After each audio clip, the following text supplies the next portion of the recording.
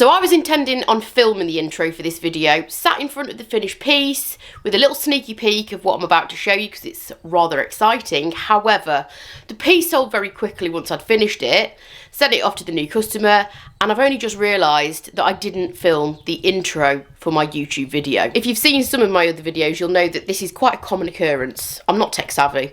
So here's the intro. I've got something very exciting to show you, and it's a brand new colour, green, from Dixie Belle Paint.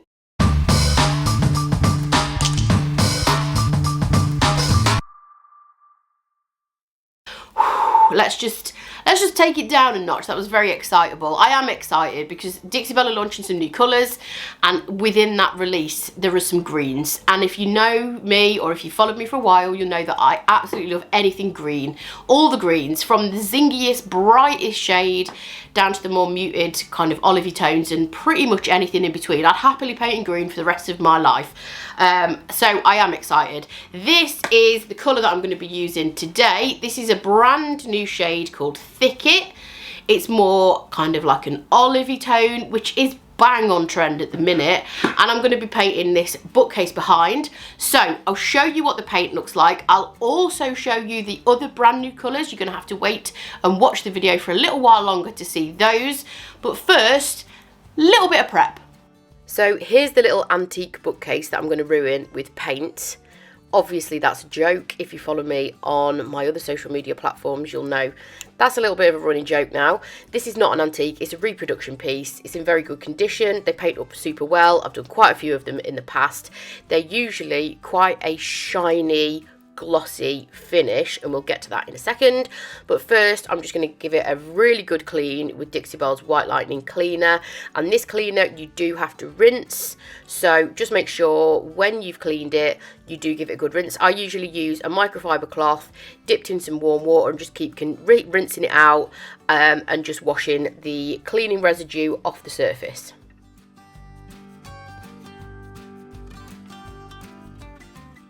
So I am going to prime this, and if you can see primer on the side, that's just because I've done a live video on this. I've got to explain myself because I do feel like I'm losing the plot a little bit. So I go live on the Dixie Belle YouTube channel every Tuesday at 1 o'clock UK time. Okay, I've been doing it for a long time. I've been doing live videos for over 5 years. I've been doing YouTube lives for a long time. You'd think I'd got a hang of it by now, but no. What I did in fact do was go live right here on my own YouTube channel, but spoke as though I was on Dixie Belle's YouTube channel. So if you see a random live on here of me talking as though I'm on the Dixie Belle YouTube channel, just know that in my little head I thought I was on the Dixie Belle YouTube channel. You're not viewing the Dixie Belle YouTube channel, you are in fact on Faff Designs. It's just that I thought I'd switch channels, and clearly I hadn't. Anyway, 3 lives later, because not only did I have to then do the original live, then I redid the live on the correct channel, aka the Dixie Belle channel. I then went back onto this channel to explain my error, just in case all those 7 people watching thought, she's mental, unsubscribe. I had to go back and explain myself. So random. I'm going to keep them up there just as a reminder, just as a little reminder that I am in fact insane. Anyway, back to prep. So as you can see, this is a very shiny, slippery surface. I've already primed this side, and I already primed this side on my live videos that I've just messed up. This is the primer that I'm going to use. This is Dixie Belle's problem solving primer.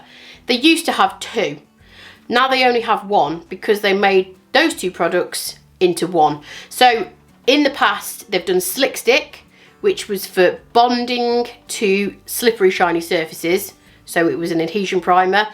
They also used to do something called Boss, which was for bleed through, but then they thought, no, we're just going to basically reformulate both of those and make one badass primer that does everything. So that's what Bond Emboss is. It blocks stains, it blocks odours. It also is an adhesion primer for those kind of slippery surfaces such as this. So if you have got a piece that is very shiny and you don't want to sand it for whatever reason, you just need a couple of coats of Bond Emboss primer. That creates the adhesion that the paint will then grip to, and you're good to go. Some people think that because you've used this product and haven't sanded your piece of furniture, that you haven't done prep. That's actually not the case. This is a form of prep. The most important thing to do is to clean your pieces. I just realised the camera was pointing at my face then and not at the piece of furniture. So the most important thing you can do is clean your piece of furniture first, but then from there it really is dictated by the furniture that you're painting. It would be stupid of me to spend quite a long time trying to break through that glossy finish of this piece when I can use this primer, which is essentially going to give my paint something to grip onto, and that's all I want. I want my paint to adhere to the surface, whether that's with sanding or whether that's with an adhesion primer like this. So with this product you do 2 coats and leave it to dry for 24 hours before you paint. This is the colour that I'm going to use. You already saw a glimpse of it at the start. Always make sure to stir your paints before you use them. I'm going to be using a synthetic brush for this because I'm just going for quite a simple finish and I want a nice kind of smooth outcome for this. I'm not having any texture in the paint or anything like this. You can see, I know I say this on a lot of videos, but you can see how good the coverage is. Just to remind you, this is part of Dixie Belle's brand new chalk mineral paint collection. There's lots of greens and a few neutrals in there as well, and all of the products that I will be showing you in this video will be linked in the description below, and they are affiliate links, so that means if you click on them and purchase something, I will earn a small commission, but it will not cost you a penny more to do so.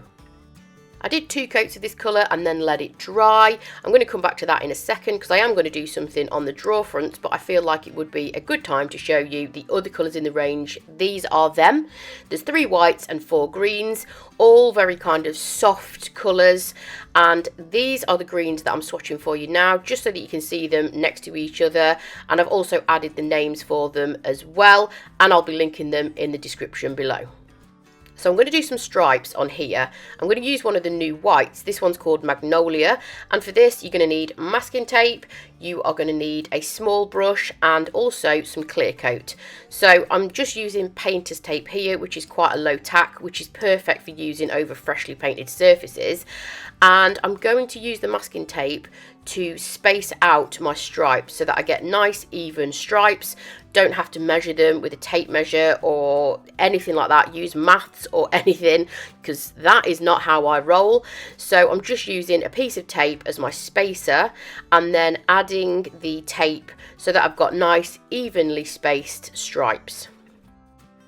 These drawers have got a little bit of beading around the edges, which does make it a little bit tricky, but all you need to do is just make sure your tape is pressed down really well and gets right into the kind of join in between the beading and the drawer front. You don't want any gaps in your masking tape because obviously your paint is going to seep under. And then what I'm going to do is seal the masking tape using clear coat. So this is just clear coat satin. It's just the easiest product that I find to use. I'm going to use a small synthetic brush and then I'm just going to really lightly apply a coat of clear coat straight over the top of my masking tape, and that seals the edges and prevents your paint from leaking underneath the masking tape.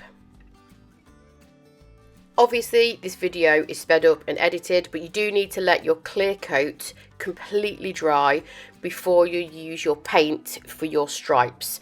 So that drying down of the clear coat seals the edges of your masking tape, stops the paint from seeping under. So apply your paint that you're going to use with your stripes, and then you need to peel your masking tape off when that paint is still wet. If you leave your paint to dry, you just risk cracking and peeling, so I just find it works best when you take your tape off when the paint is wet. There's always more than one way of doing something. It's just that this particular way is one that works for me, and it worked on this particular piece. So I'm going to seal this and finish it off using Dixie Belle's clear coat in satin to give it a nice sheen.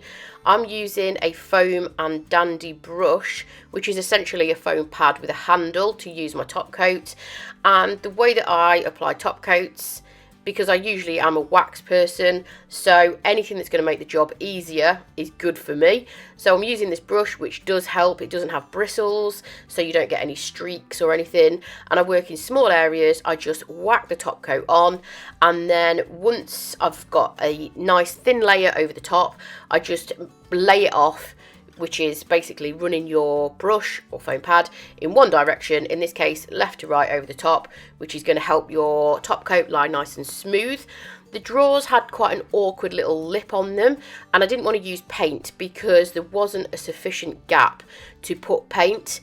That would have rubbed, and then it probably would have in time worn off. So I'm using gold gilding wax instead, which takes up less room than paint and is typically a little bit more durable and is perfect for this kind of thing. So you can just see that little pop of gold there on the edge of the drawer front. There are the stripes, which I think work really nicely against that pretty green colour. And this is the final look. Thank you for watching the video. Make sure you hit the subscribe button, and I will catch you next time.